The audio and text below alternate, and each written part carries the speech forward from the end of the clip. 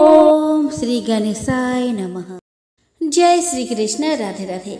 नमस्कार दोस्तों आप सभी को पापंकुशा एकादशी की हार्दिक शुभकामनाएं। दोस्तों आज आश्विन मास के शुक्ल पक्ष की एकादशी तिथि है और आज इस वीडियो में मैं आपको सुना रही हूँ संपूर्ण गर्भ गीता। दोस्तों गर्भ गीता की शुरुआत में अर्जुन भगवान से यही प्रश्न पूछते हैं कि आत्मा का पुनः जन्म क्यों होता है, इस जन्म में उसके क्या कर्तव्य होते हैं, किन पाप कर्मों के कारण वह जीवन में अनेक दुखों को पाता है और किन कर्मों के कारण वह जीवन में अनेक सुखों की प्राप्ति करता है और अंत में वह कौन सा मार्ग है जिसके द्वारा वह मोक्ष और मुक्ति को प्राप्त करता है, अर्थात वह आत्मा कब भगवान में ही लीन हो जाती है और उस आत्मा का जन्म मरण का सारा दुख समाप्त हो जाता है। परंतु जिसे मुक्ति नहीं मिलती उन्हें अलग अलग योनियों में जन्म लेकर अपने अच्छे व बुरे कर्म को भोगना पड़ता है। अर्जुन कहते हैं कि हे भगवान कृपया बताइए कि जीव जब गर्भ में आता है तो वह किस पूर्व कर्म के कारण आता है। हे मधुसूदन, प्राणी जन्म के पूर्व गर्भवास का कष्ट भोगता है और जन्म लेते समय भी असहाय कष्ट पाता है। इसके उपरांत वो संसार में रहकर रोग पीड़ा भोगता है, उसे बुढ़ापा आता है, प्राणी की मृत्यु भी होती है। अस्तु प्रभु जी कृपया यह बताएं कि वे कौन सा कर्म है जो प्राणी को जन्म मरण से रहित बनाते हैं। श्री भगवान कहते हैं कि हे अर्जुन, जन्म मरण का बंधन उन प्राणियों की नियति है जो संसार में लिप्त रहते हैं। ऐसे प्राणी संसार में अनुरक्त रहते हैं, अर्थात संसार के नश्वर पदार्थों से ही प्रेम करते हैं। वे संसारिक वस्तुओं की कामना करते हैं। प्राणी संसार की माला पाने की चेष्टा तो करता है परंतु मेरी भक्ति पर ध्यान नहीं देता। इसके कारण वो बारंबार और अनेक योनियों में जाकर जन्म मरण का दुख उठाता है। अर्जुन कहते हैं कि हे जनार्दन, संसारिक माया मोह से मुक्ति तो बहुत कठिन है। माया चित हर लेती है। मन, काम, क्रोध, लोभ, मोह और अहंकार रूपी विकार से घिरा मदमस्त हाथी है। तृष्णा रूपी शक्ति इसे प्रेरणा देती है। 5 विकारों में अहंकार प्रबल है जो कि प्राणी को नरक में ले जाता है। हे ऋषिकेश, इस मदमस्त हाथी को कैसे भस्म किया जाए? मन को भक्ति में लगाने हेतु क्या उपाय करना उचित है? श्री भगवान कहते हैं कि हे धनंजय, जैसे मदमस्त हाथी को भस्म करने के लिए अंकुश की आवश्यकता होती है, उसी प्रकार मन को भस्म करने के लिए अभ्यास द्वारा ज्ञान प्राप्त करना आवश्यक होता है। भक्ति और ज्ञान बराबर अभ्यास करते रहने पर ही प्राप्त होती है। अर्जुन कहते हैं कि हे मधुसूदन, आपकी भक्ति के लिए कोई वन खंडों में जा रमते हैं और कोई बैरागी बनकर स्थान स्थान पर भ्रमण करते रहते हैं। हे प्रभु कृपया बताएं कि आपकी भक्ति कैसे मिल सकती है। श्री भगवान बोलते हैं कि हे अर्जुन, मेरी खोज में वन वन भटकते सन्यासी अथवा स्थान स्थान पर जाने वाले बैरागी मुझे तब तक प्राप्त नहीं कर पाते जब तक उनके हृदय में मेरा निवास नहीं होता। तब अथवा बैरागी का अहम तो मेरी भक्ति पाने में बाधा डालता है। जटा धारण करने अथवा भस्म लगा बैरागी बनने मात्र से जीव मेरे कृपा का पात्र नहीं बन जाता। अहंकारी को तो मेरा दर्शन सुलभ ही नहीं होता। मैं शुद्ध हृदय वाले सतत अभ्यासी ऐसे जीव को मिलता हूँ जो काम, क्रोध, मोह, ममता और अहंकार से परे है। अर्जुन कहते हैं कि हे माधव, प्राणी पंच विकार जनित प्रवृत्ति के कारण लौकिक जीवन नष्ट कर लेता है। हे मुरारी कृपया बताएं कि वह कौन सा पाप है जिसके कारण किसी व्यक्ति की स्त्री असमय मर जाती है। किन पापों के फल स्वरूप अल्पायु में पुत्र मर जाता है। कौन से पाप के कारण व्यक्ति वीर्यहीन हो जाता है।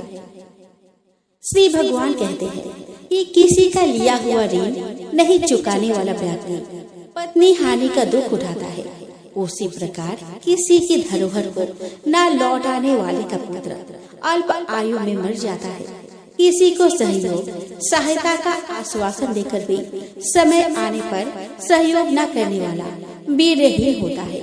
यह सब भयंकर पाप है जो स्त्री पुरुष एकांकी भोगते हैं। अर्जुन कहते हैं कि हे दयानिधि, किस पाप के फलस्वरूप प्राणी सतत रोगी रहता है और किस कुकर्म के फलस्वरूप बोझा ढोने वाला जघन्य पशु बनता है।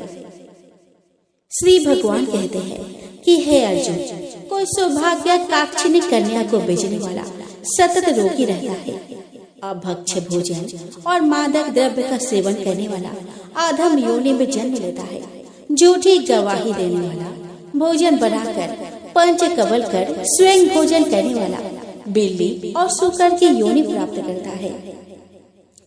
अर्जुन कहते हैं कि हे प्रभु, इस संसार में जिनको आपने धन धान्य दिया है और उत्तम साधन दिए हैं, तो उनका पुण्य क्या था? श्री भगवान कहते हैं कि उत्तम रीति से सुयोग्य पात्र को स्वर्ण आदि दान करने वाला धन धान्य और वाहन आदि पाता है। सत्य सनातन वैदिक रीति से सुयोग्य वर को विधि पूर्वक कन्यादान करने वाला उत्तम मानव योनि का अधिकारी बनता है। अर्जुन कहते हैं कि हे प्रभु, संसार में कोई तो सर्वांग सुंदर है और कोई कुरूप है, सो श्रेष्ठ स्वास्थ्य और स्वरूपवान शरीर किन पुण्य से मिलता है? श्री भगवान कहते हैं कि हे कौन्तेय, पुरुष का रूप स्वरूप नहीं गुण महत्वपूर्ण है, फिर भी आकर्षक देह संत विद्वानों की सेवा एवं निरंतर ज्ञान की आकांक्षा के फलस्वरूप मिलती है। अर्जुन कहते हैं कि हे दयानिधि, प्राणी धन और सांसारिक सुखों से मोह क्यों रखता है? श्री भगवान कहते हैं कि हे महाबाहु, अगर मेरी कृपा से प्राणी वंचित हो जाए तो धन दौलत और सांसारिक रूप आदि से प्रीति करने लगता है। यह सब नाशवान है। विवेकी साधक को इसे दूर रहना चाहिए। जो व्यक्ति सांसारिक व्यामोह से मुक्त हो काशी, हरिद्वार, अवंतिका, अयोध्या आदि पवित्र स्थलों के दर्शन और मेरी निष्काम भक्ति करता है, वह राजा जैसे संपन्नता और ज्ञान प्राप्त करता है। इसी प्रकार विनम्र भाव से दान करने वाला, कामना रहित होकर दूसरों की सेवा करने वाला सदा अपनी आवश्यकता अनुसार धन पाता है। उसकी काया निरोगी रहती है।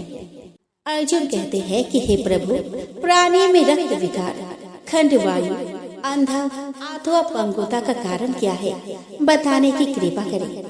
श्री भगवान कहते हैं कि हे धनंजय, मेरी भक्ति से परे माया लिप्त नैसे व्यसनों में रत रहने वाला क्रोधी, रक्त विकार, आलस्य में डूबे, दारिद्र्य, शील संयम रहित, खंड वायु जैसे रोग से ग्रस्त होते हैं, पतिव्रत धर्म का उल्लंघन करने वाली स्त्री और संयम रहित पति में पंगुता और ज्योतिहीनता आती है। अर्जुन कहते हैं कि हे जगत गुरु, कृपया करके गुरु दीक्षा के विषय में कुछ बताइए। श्री भगवान कहते हैं कि हे कौन्तेय, तुम धन्य हो और धन्य है तुम्हारी माता। तुम्हारा यह प्रश्न संसार के लिए कल्याणकारी है। हे पार्थ, संयमी और इंद्रियों को वश में करने वाला कोई सिद्ध पुरुष जो इस भक्ति और परोपकार में लगा हो, गुरु रूप धारण करे। अपने गुरु के मार्गदर्शन में मेरी आराधना कर व्यक्ति गुरु कृपा से मेरी भक्ति पाता है। ऐसे गुरु से विमुख प्राणी सप्तग्राम को मारने का पाप भोगता है। उसका मुख देखना भी पाप है।